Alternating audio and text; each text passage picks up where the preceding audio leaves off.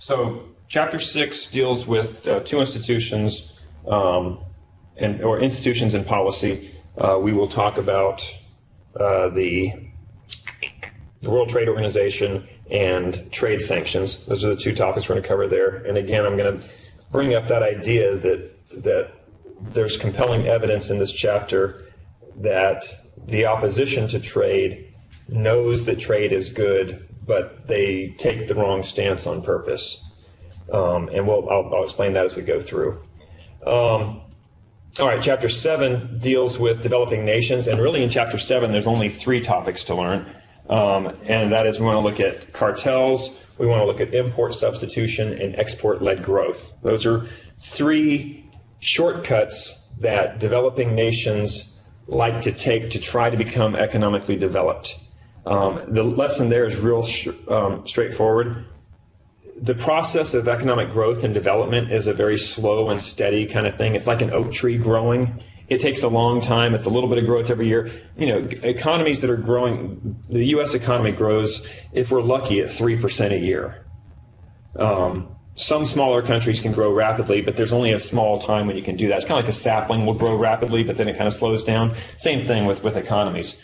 But even rapid growth for a small economy or for a developing economy might only be 5 or 10% a year. So it's not a huge growth rate. And people want more. They want more growth. And so they take shortcuts. But what have you guys learned about shortcuts your whole life? When you take shortcuts, what does it end up doing to you? Many times, shortcuts end up hurting you more than they help you, right? You try to take a shortcut to writing a term paper and, not do the research step or something, and you end up with a bad result, and you end up wasting more time going back and fixing all the stuff. That's kind of the story of Chapter 7. What are these shortcuts that the countries take to develop, and how do those things backfire on them? Finally, Chapter 8 deals with something that is of relevance right now at this point in time with the European Union and everything going on with England exiting the European Union, which will be taking place over the next couple of years. They'll be hammering that out. Oh, by the way, I did mention last class, I think, that the European Union was probably going to thumb their nose at England and say, hey, we're going to cut our own throat to bleed on you. It started already. They've already thumbed their nose at England, and England's saying basically, hey, we still want to trade with you guys. Like, nuh-uh, we're not going to let you do that. And they're kind of being childish, but that's exactly what you'd expect.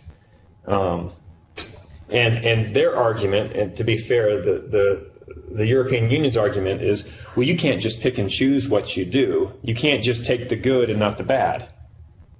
Well, that's kind of making the point of those that were exiting. So you're saying there's a lot of bad here? Yeah, well, that's why we're getting away. But we want to. I mean, why can't you have the good without the bad? That's the way we all try to be, isn't it? I mean, we all try to, live healthy and not do heroin. Hey, let's have the good without the bad, It seems possible to me. But anyway,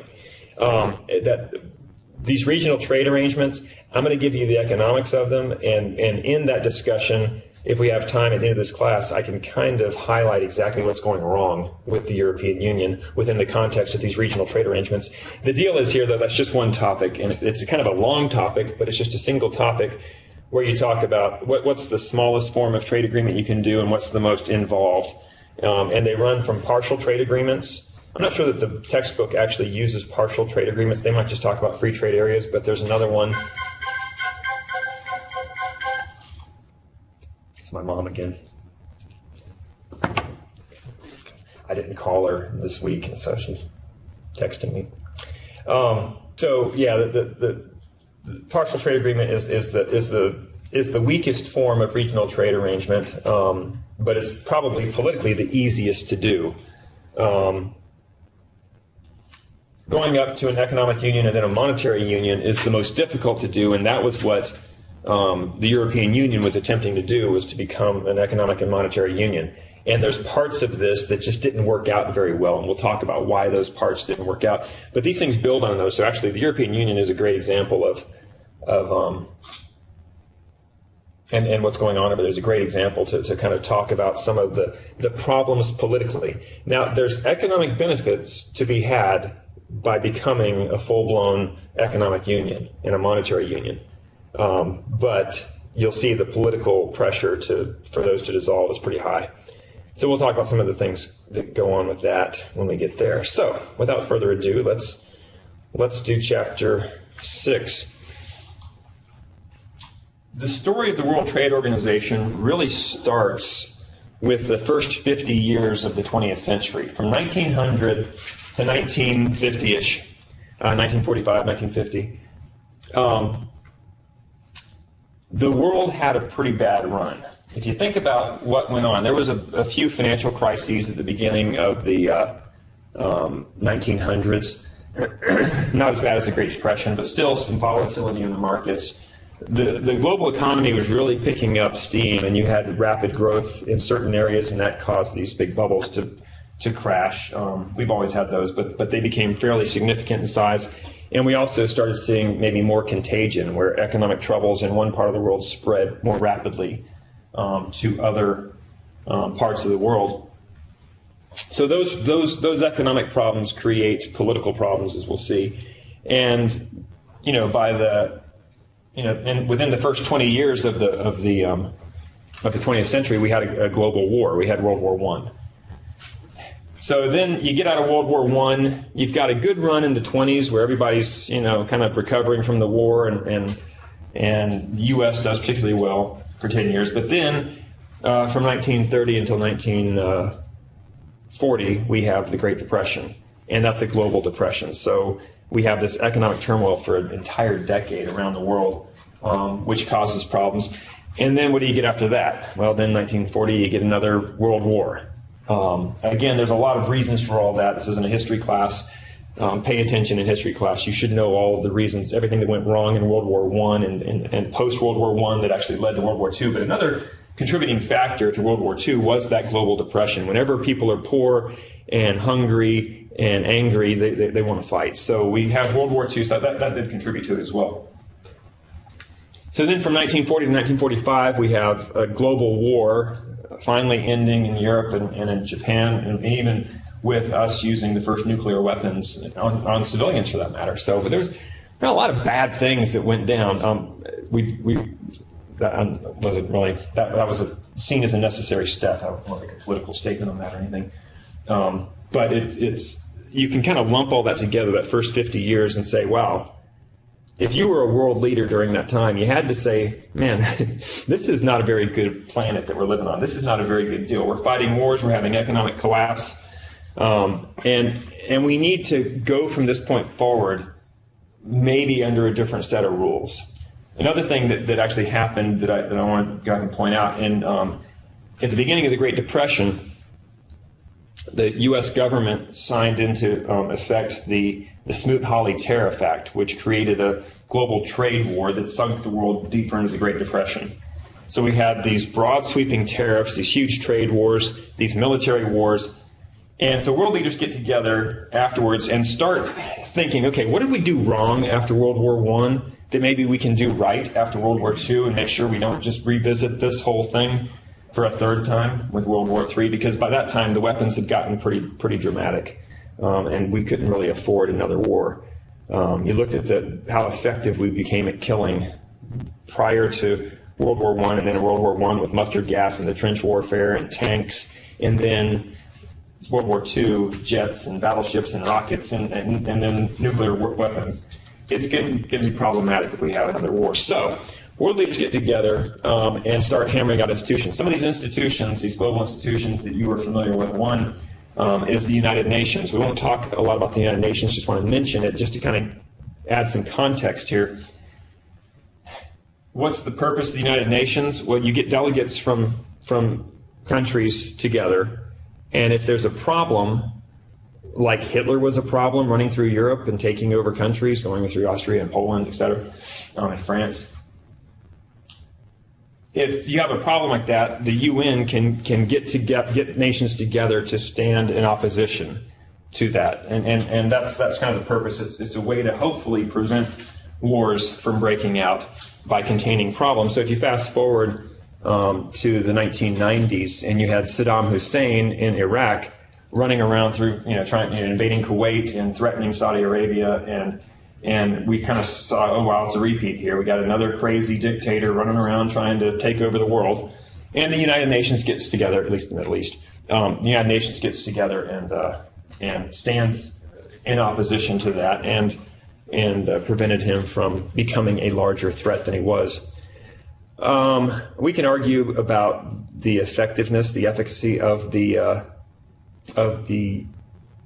United Nations. It has become somewhat of a political organization, but we want to stay away from that. Just kind of understand the purpose. Why did we form that institution? It was kind of saying, okay, take a look back at the first 50 years. We can't afford these wars. Let's figure out a way of forming an international institution that can kind of prevent this in some ways. And, we haven't had any major wars. We haven't had a world war since then, so maybe they've done their job in that respect. Some refer to them as a paper tiger. They don't really have any teeth, and so they just write nasty letters to people and say, stop doing that. But they did support the first Iraq War, and that helped contain that problem. It got Saddam Hussein out of Kuwait, at least, and shut him down.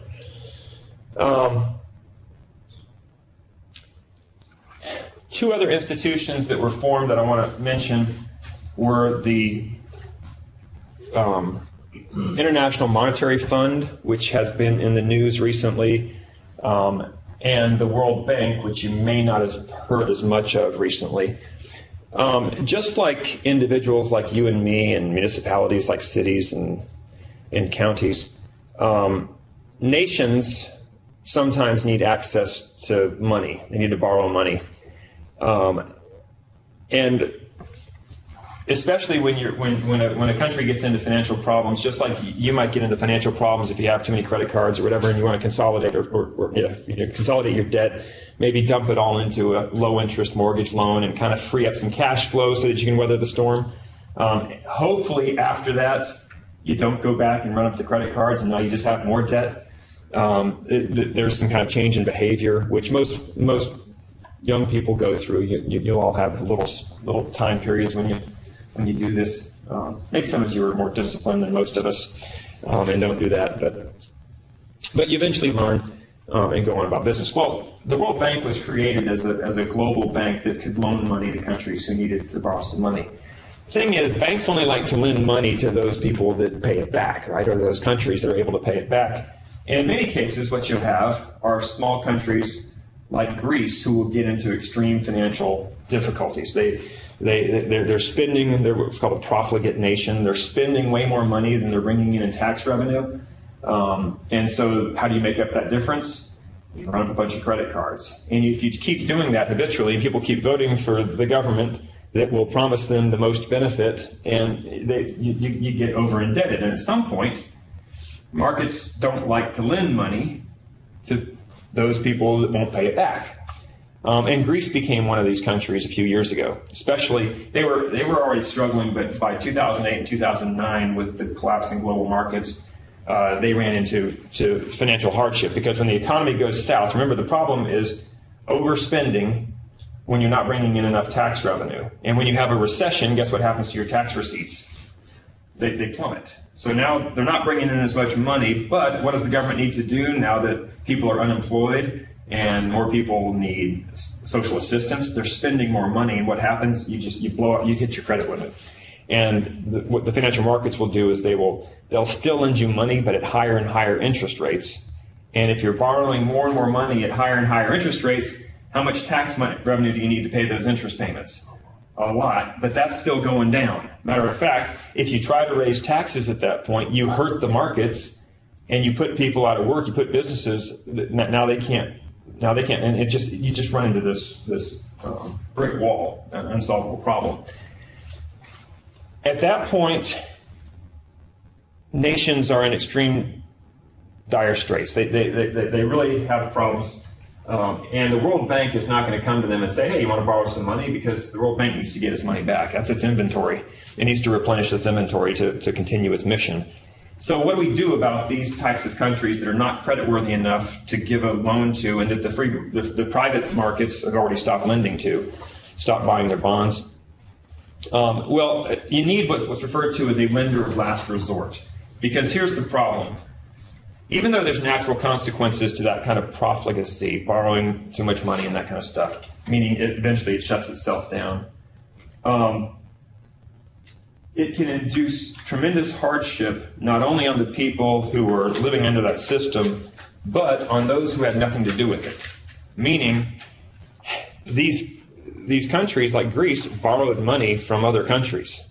And when they can't pay that money back, who does that hurt?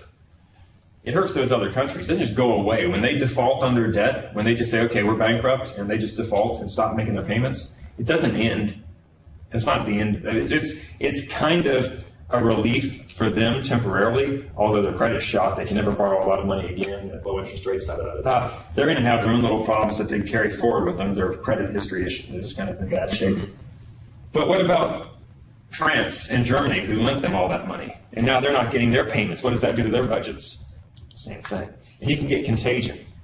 And if it is the case that, say, Italy and Greece and Spain all collapse, well, then there's not enough money in Germany and France, and they start to suffer. And if they suffer, we suffer, because we're integrated with their markets, and we depend on trade with them. And when we have, they may have borrowed money from us, and then they can't pay us back, right? And so all of a sudden, you get this bad contagion. So what does that mean? It means that we actually have a self-interested incentive to bail out Greece in the first place, so that that chain of event doesn't happen and hurt us ultimately.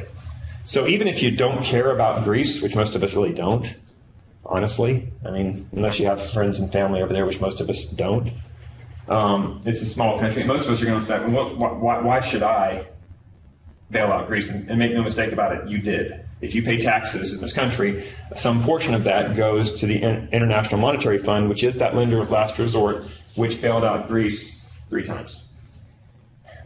It gets kind of old after a while, doesn't it? Bailing people out over and over. Remember what's supposed to happen when you get into debt crisis and you run into problems? What are you supposed to do after you're helped? You're supposed to change your behavior, right? You're not supposed to continue that behavior and then come back for bailouts. That's a problem with being a lender of last resort, like the International Monetary Fund, the IMF. The International Monetary Fund runs the risk of what's called creating moral hazard. And moral hazard is when you engage in riskier activity because you know someone's got your back. Someone's going to bail you out. Seat belts and airbags create moral hazard. You think seat belts and airbags are great things, but they actually have negative benefits. If you're wearing your seatbelt and you know you have good airbags, how are you likely to drive? A little bit less safe, a little more risky than you otherwise would. So you may actually end up creating an accident that wouldn't have happened had you not had the seatbelt and airbags in the first place. That's called moral hazard. It's actually an argument people have also for helmets on motorcycles.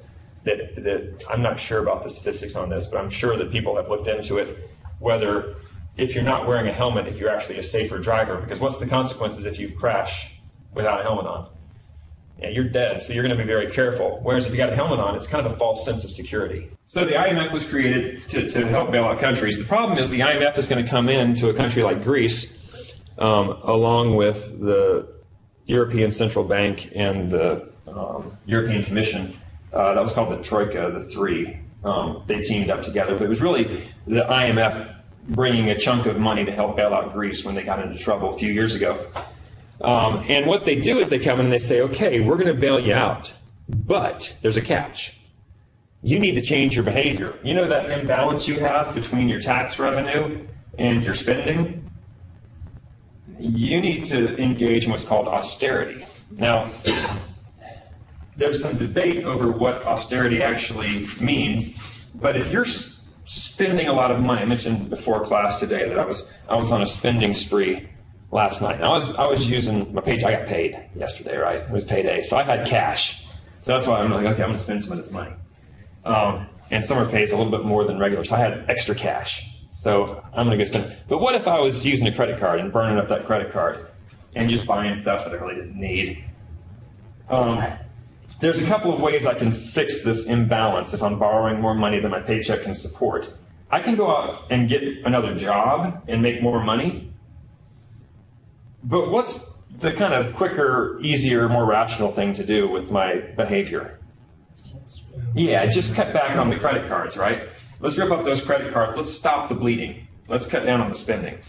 And that would be, for me, personal austerity. It may mean that I, in fact, do go out and take a side job and bring up my revenue a little bit, But the immediate thing that I have to do, and a friend of mine told me this a long time ago when we were young and running up credit card once, and then you got to stop the bleeding. You got to bring that spending down. So when Greece is in this imbalance, they have to engage in austerity. When I first heard this, my idea was, well, they're just going to lower their spending. Governments have a hard time doing that.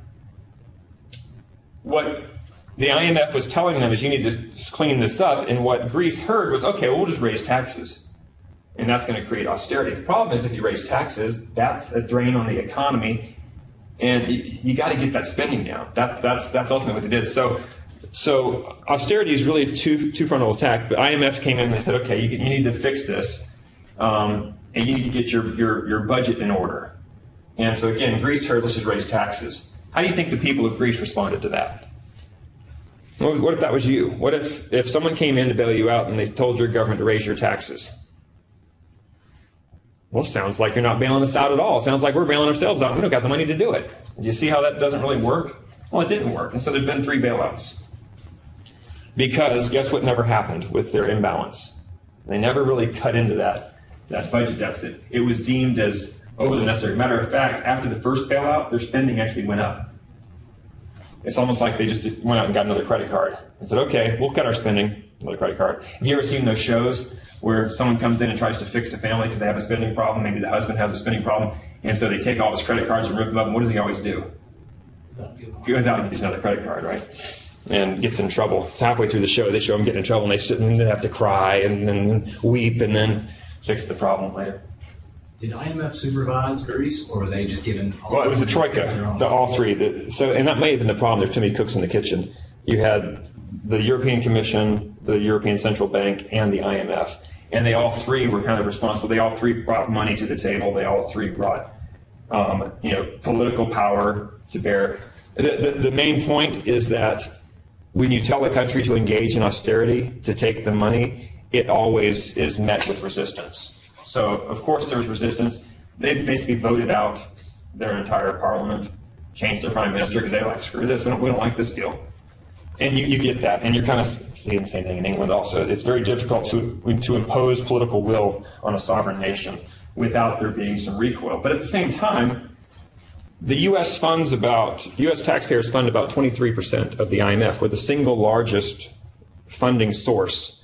There's a lot of other countries. Other countries might add 8%, 6%, 2%, 1%, but 23, a quarter of the IMF is funded by us. And if people are going to be taking our money in bailouts, guess what we have a reasonable expectation of? That they will change their behavior, that they will actually do that. Otherwise, don't take our money and suffer, except for then that's comes back on us eventually as well.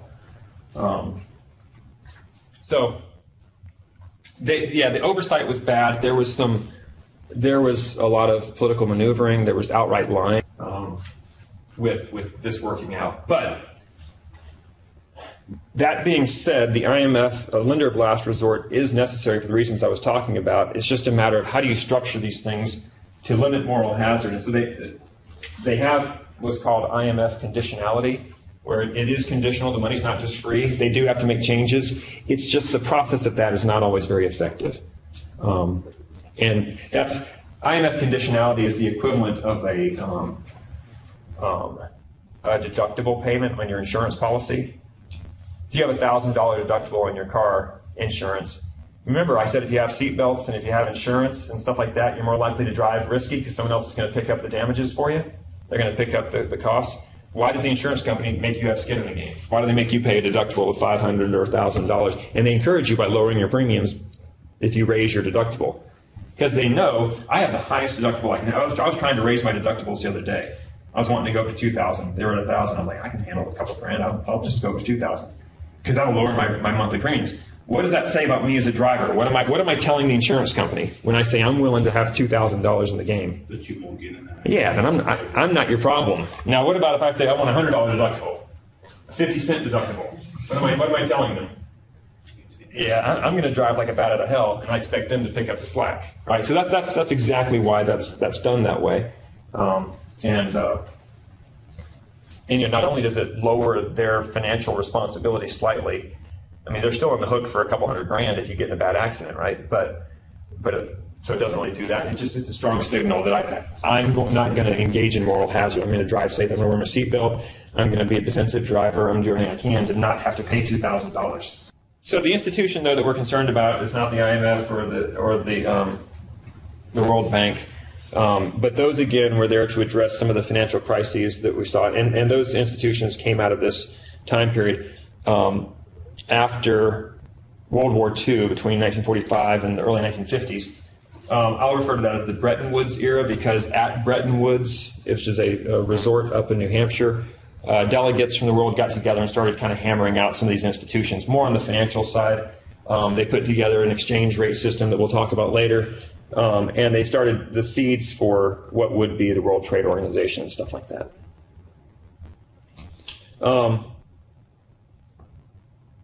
So what does the World Trade Organization look like? Let me draw it for you.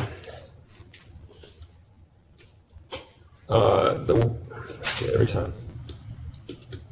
The World Trade Organization has a basic structure that's under this thing called the Ministerial Conference. The Ministerial Conference.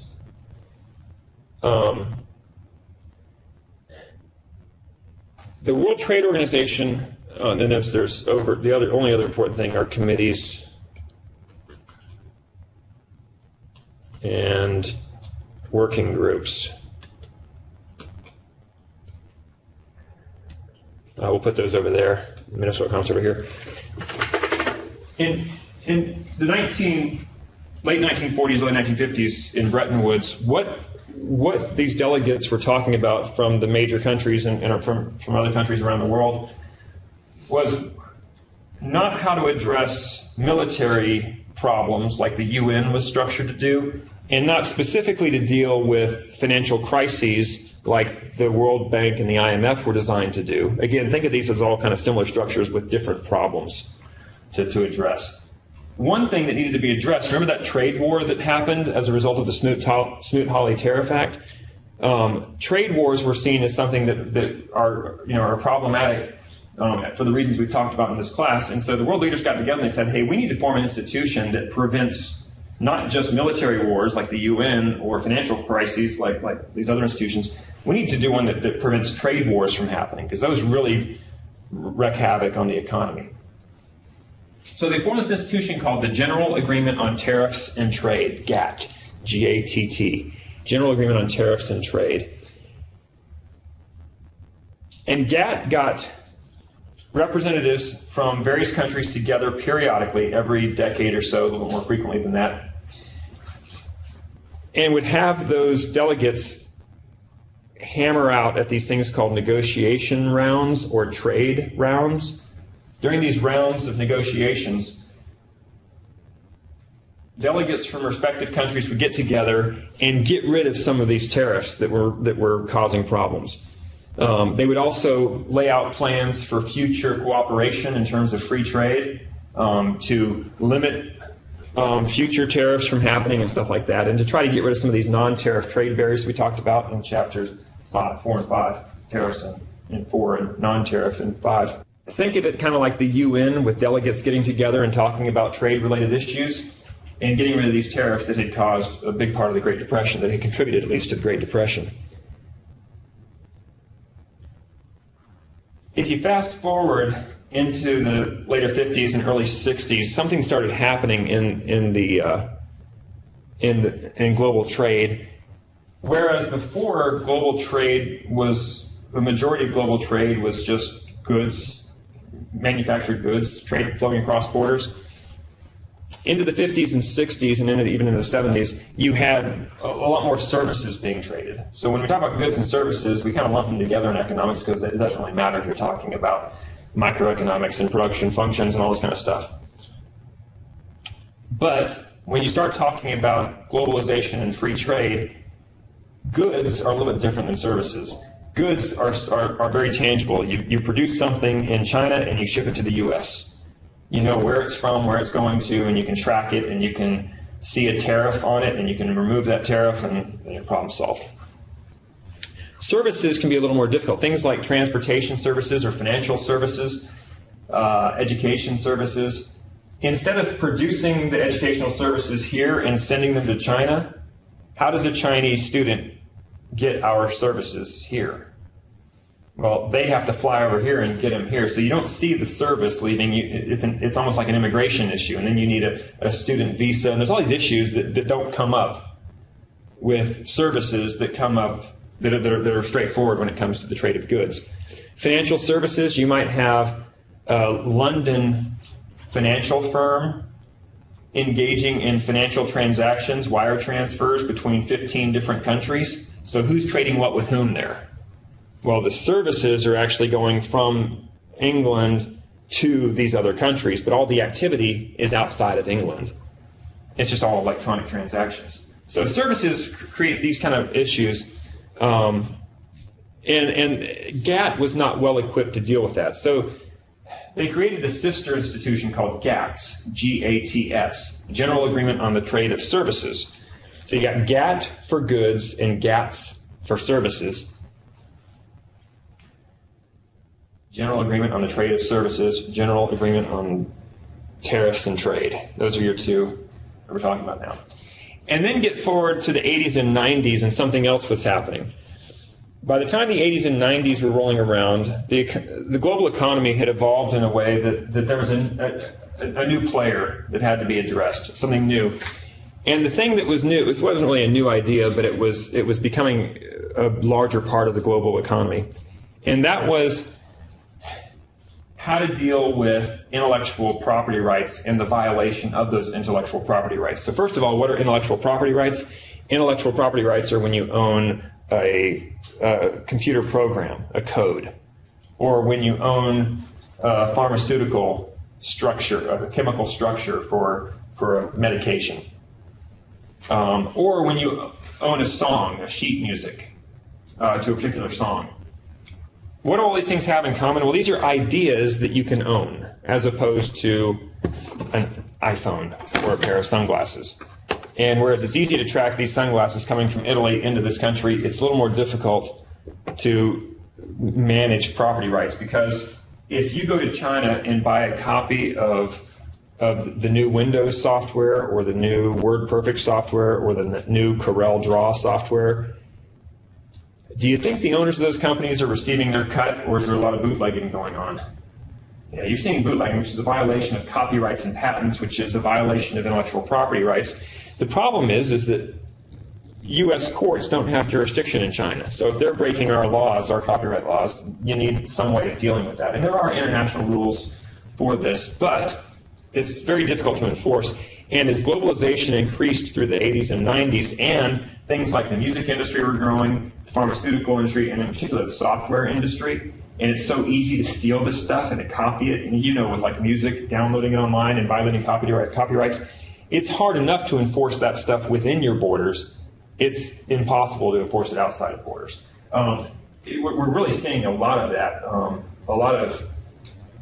The internet has really changed the playing field. Governments really can't keep up with how fast laws are being violated. So, for instance, even though it's illegal to gamble in Georgia, I imagine, I've never seen any, but I imagine you can go online to a site that's hosted somewhere in the Cayman Islands or something and gamble all you want. Well, you're breaking the law in Georgia, though, right? So how do they regulate that? So there's all these intellectual property issues and things that started popping up in the 80s and 90s, and that was pre-internet, really. GATT and GATS were not well equipped to deal with these intellectual property right violations. So they were thinking about coming up, this is like 94, they were thinking about coming up with a new institution, and this was at one of those negotiation rounds, the Uruguay round. And they said, you know what, instead of coming up with the general agreement on the trade-related aspects of intellectual property rights, and having whatever the heck acronym that is, CATRAPER, and then GATT and GATS, instead of having this structure, let's take all of this under one organization and rebrand it as the World Trade Organization. And that's where we're at on the heads-up display here. That's where the World Trade Organization came from. So what is the organizational structure of this? You'll see why I went through that history. This ministerial conference is kind of that same thing we've been talking about. It's a three-headed beast. It has three councils. The Council on the Trade of Goods. What does that sound like? The Council on the Trade of Goods. That should resonate as GATT, General Agreement of Tariffs and Trade. This will be even more obvious. The Council on the Trade of Services. Guess what that is? GATS. See how easy this is? And then the last one, the Council on the Trade-related aspects of intellectual property rights. I don't want to spell that out. The Council on the Trade-related aspects of intellectual property rights. That's pretty messy. You probably can't read it. But the trade-related aspects, that's aspects of intellectual property rights.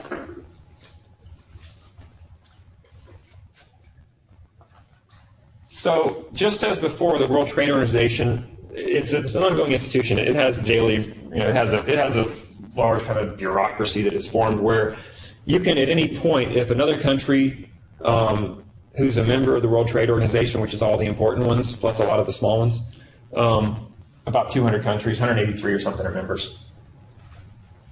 If one of those countries imposes a tariff against you, you can file a grievance with the World Trade Organization. And if that country wants to remain part of the World Trade Organization, they have to address that grievance, which may mean they have to remove that tariff, or they have to explain it, or they have to promise that they'll never do it again, or something. So the World Trade Organization does that constantly, but then also they still get together in these negotiation rounds and periodically just renegotiate trade deals and stuff like that. So if you're following along with the elections, when Donald Trump talks about renegotiating some of our trade deals, some of those are deals that have taken place. I guess that's what he's talking about. Some of those are the ones that have taken place in the World Trade Organization, where we've gotten together with other countries and said, hey, let's get rid of our tariffs on this if you get rid of your tariffs on that. Now, where we can argue about whether the UN has done its job, and we can argue about whether the International Monetary Fund has done a good job with the Greece situation. Those are valid debates where there's probably good arguments on both sides, which I'm not fully aware of. But if you do look at the World Trade Organization and GATS before it, it's a pretty slam dunk case that since the end of World War II, when tariffs globally were on average across all goods 60 or 70%, today those have all been reduced, in large part due to what the World Trade Organization has done. Those are down an order of magnitude to 6 or 7%. So I've talked a lot in this class about the levels of tariffs, and there are extremely large tariffs on some things like sugar and cigarettes and stuff like that. But the vast majority of tariffs are pretty small, and they bring down the average. And the reason is the World Trade Organization has been chipping away at those over the years and getting rid of that. Now, you can look at any one deal, and there may be there's some that are really in our favor, and then there's some where we don't look so good. So there can be a need to get in there and relook at these things. But anytime you go in there and you start trying to renegotiate these trade deals, I mean, one that's particularly bad for U.S. consumers are the tariffs on sugar, and good luck with that one. Good luck with getting the sugar lobby, which is a very strong lobby. They contribute a lot of money. Good luck to changing that anytime soon.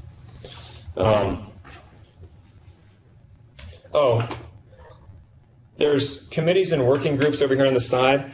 I talked last lecture about problems and the issues related to child labor, abusive child labor practices and things like that. I've also talked about some environmental issues. The big problem with environmental issues isn't so much that India has a lot of pollution, in particular air pollution. The problem with India having a lot of air pollution is, guess what doesn't like to stay in one place? Air. Yeah, it'll move. And you can have spillover effects. So there's a lot of international issues that relate to spillover effects. Probably the number one issue right now in terms of politics, and that's getting a lot of attention at the World Trade Organization, is the global warming issue. And that's that's something that the World Trade Organization, I would argue, is in a unique position to monitor and maybe address it more effectively or efficiently than our political leaders would be able to. Same thing with child labor practices. It's very difficult for us as consumers to kind of mobilize and end abusive child labor practices around the world. When it comes to things like Tanzanite, which, again, has used abusive child labor, all we see are the pretty purple gemstones, right? And you don't really know all the blood, sweat, and tears that are behind all of that, and abusive child labor practices that are behind all of it. And you don't even, was this one legitimately mined or not? Out of sight, out of mind. But the World Trade Organization is in a unique position. They do have eyes and ears on the ground. They do see these things happening, and they might be in a position to help address those. So there are working groups and committees that the World Trade Organization is in a good position to address. One of my colleagues at Georgia State works with the World Trade Organization, and he's an environmental economist, and he has a lot of good insights into global warming. So there are two main opponents to the World Trade Organization. Think for a second what the World Trade Organization has done and continues to do. They are trying to foster a world of free trade. They want countries to trade with one another. They get rid of trade barriers. At the same time, they look out for some of these issues, abusive labor practices, things like that. They've got a good eye on that. But their main goal is to get rid of tariffs. Right away, you can maybe imagine who's not going to like the World Trade Organization. And it's the guys I've been talking about all semester long, the protectionists, the people who are responsible for putting those tariffs up in the first place. In particular, labor unions are a strong proponent of tariffs. They, of course, want to protect their jobs, and they do that by imposing tariffs on their competition coming in from other countries. So the very people who are responsible for putting these in place, they see the World Trade Organization as a threat to their livelihood, so they protest. Whenever you see the World Trade Organization meeting, there's always labor unions out there protesting. Actually, they hire people to do the protesting for them because they're busy working. But that's okay. That's legitimate. You can hire anybody you want. Do whatever you want. Other concerns have to do with environmental issues, and again, we see the World Trade Organization addressing some of these, but environmentalists have a couple of concerns. One thing that they argue is that the World Trade Organization promotes free trade. Check. I agree with this argument so far. Free trade causes economic growth. Check. So far, this sounds like a pretty weird argument to be making against something, but let's go with it. Then they say that economic growth leads to more pollution. Now, that's something that we need to actually consider for a second before jumping on that bandwagon. It does seem logical that if one power plant and one set of factories powered by that power plant emit, say, 20 tons of pollutants, then if you double that, you'd get 40 tons of pollutants. It'd be more pollution, right? Actually, maybe not. It is true that free trade, globalization, and economic growth through free trade free trade causes that economic growth. We talked about it. We called it the production gains from trade. But if you recall, we didn't just kind of double what we were doing. We actually gave up doing inefficient things and did more efficient things. So where did we get that productivity and growth from? We got it from efficiency gains. And guess what? If you're operating more efficiently, what happens to your level of pollution? It goes down, not up. Chew on that for a while, because it's a very important point that's sometimes missed. Because if you're just a non-critical linear thinker, you're going to think, okay, you double the factories, but that's not what we're doing. We're getting more output with the same factories. And where's that output coming from? Well, one place that increased output comes from is a reduced waste stream. So the most efficient firms pollute the least. So think about if you had two piles of wood and two carpenters, and they both set out to build the same size pile of wood, same tools, everything, power tools, etc. Two carpenters, and they both set out to build a bunch of chairs. And this guy over here builds 10 chairs with his pile of wood, and this guy builds 80 chairs with his pile of wood. Who's going to have more waste? The less productive, less efficient one is. This guy's not wasting any wood. This guy's making bad cuts. This guy's in the same time frame, was able to make 80 with the same amount of power tools and electricity that guy was wasting over here. He was making all kinds of bad cuts and making mistakes and a lot of wasted nails, all kinds of stuff. He's slower.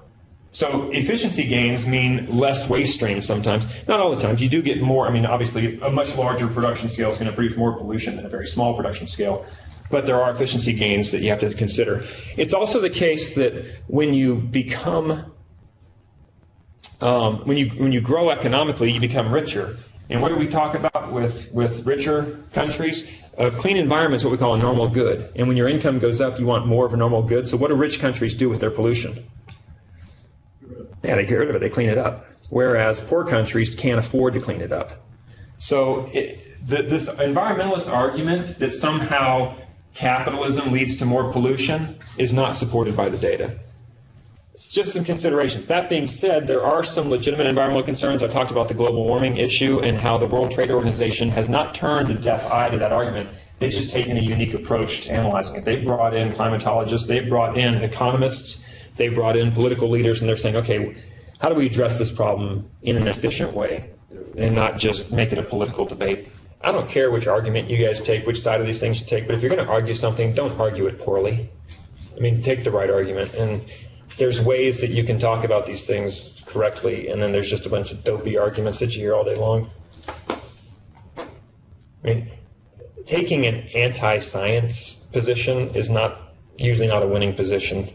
Likewise, taking an alarmist position and overstating things is not a really good position to take either.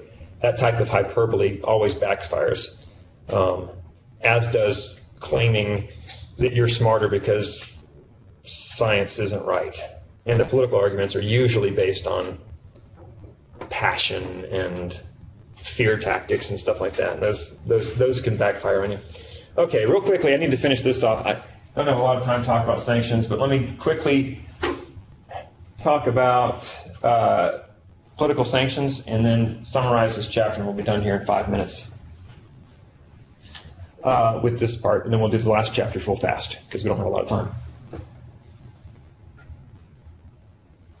I mentioned starting this chapter that there is compelling evidence in this chapter that the same people who are protectionists that impose tariffs on consumers, I said that not only can I prove to you that they are wrong and that I'm right, but also that they're liars. Well, think about the World Trade Organization. The very same world leaders who were responsible for those trade wars, the ones that said, hey, we're going to protect jobs with tariffs, what did they do after seeing what happened there with the World Trade Organization? What did they say? We need to form an institution that will do what? Get rid of all that crap. What does that tell you about what they know?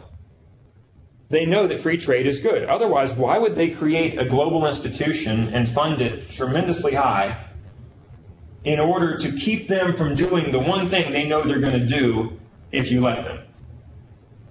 They basically set up a self-policing organization to prevent that. That, to me, is extremely compelling evidence that, one, they know that trade is good, otherwise they would have done that institution. And two, if they know that, they got to be lying when they come out and say, we need protective tariffs for this reason. The second compelling evidence is sanctions. What are trade sanctions? Trade sanctions are when you take a country that's doing something bad, like Iraq invading Kuwait, and you militarily kick them out of Kuwait, but they're still maybe producing nasty mustard gas and using it on the Kurds. Maybe they're doing some bad things like that. And you don't like the fact that their government is a tyrannical government, suppressing people and human rights violations, all this stuff. So what do you do with trade sanctions? Again, the very same politicians who say that tariffs help us out will come out and impose trade sanctions. And what does that mean to Iraq when we impose trade sanctions on them? What are we telling them they can't do with us? Trade. And is this to help them so that they can create more efficiently violate human rights? No, what are we trying to do? Punish them. So the very same politicians that say that tariffs are bad for us say, well, but it's good if we do it to someone else. Do you see the hypocrisy there?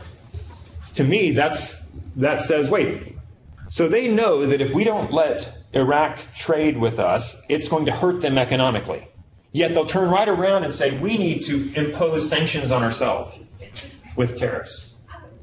Do you see how they're speaking It's the same thing. They're just using different words and confusing people to get their way. So again, compelling evidence that they know that trade is good, otherwise they wouldn't use sanctions. Next time you hear a politician say we need trade barriers, ask them if they think the sanctions worked in Iraq. And they'll say, well, maybe we didn't get the exact change that we wanted, but it sure did hurt them. It hurt, actually, the sanctions against Iraq worked so well that we had to send in relief because they weren't getting things like medications and baby formula and diapers and stuff. And we said, okay, look, we didn't want the babies to suffer. We were just trying to take Saddam Hussein out of power. But who's suffering when you restrict trade? Everybody is. And that's not a bad policy. You know, like in a football team, if someone, steals a football goes missing, what does the coach do? He didn't try to catch the guy who did it. He just makes everybody run wind sprints. Let them go ahead and work it out on their own. Just make everybody run wind sprints in the hot summer sun, and whoever stole that football is going to be in trouble because he's already bragged about it. Someone's going to turn it in. That's kind of the idea here. Make the whole country suffer, because what will they do then with their leader? Yeah, they'll kick him out. That's a great idea, but it doesn't always work. I mentioned the Iraq sanctions. We had sanctions against them for 10 years. And what's the definition of insanity? Doing the same thing over and over again and expecting a different result. We've had trade sanctions against Cuba for the better part of 50 years plus now. And we're just starting to ease those off. But for 50 years, we were adamant. We know this isn't working, but we're going to keep doing it. And now we're finally saying, okay, maybe it's time to think of a different approach here. If you're going to do sanctions, like I said, it's going to hurt people. It's going to hurt the residents of these countries. And I'm not opposed to that if it actually works. So what is it that determines the effectiveness or the efficacy of these trade sanctions? First, it helps if you have a lot of countries rather than just one, and that makes sense. If only one country like the U.S. against Cuba is doing it, what can Cuba still do with other countries? They still trade. So it doesn't have as big an impact. You have to really isolate them to get the full effect. They have to be trading with you in the first place. If it's a small, isolated island country that doesn't trade with you in the first place and you impose trade sanctions on them, it's not going to work. So there has to be something that you're cutting off, some dependence.